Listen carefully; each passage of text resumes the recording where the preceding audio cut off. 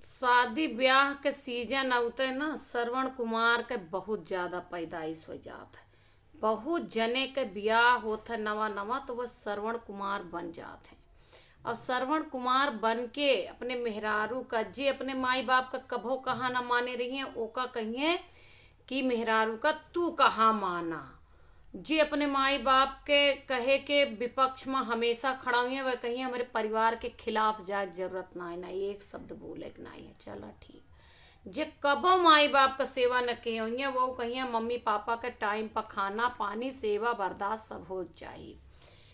तो मेहररुए उनका बताई देवा चाहती कि सुन लिया कान खोल के श्रवण कुमार बना अच्छी बात यह है लेकिन श्रवण कुमार अपने महतारी बाप के सेवा ना कुंवारे में कहे रहे हैं मेहरारू उनके ना रही। और अगर वह सेवा का बेड़ा उठाए कांवड़ उठाए हैं तो का अपने कंधम लटकाए मेहरारू कंधम लटकाए के ना श्रवण कुमार चले हैं। और दूसर बात यह वो त्रेता युग रहा अब ना है वो अब तो कलयुग चलता है।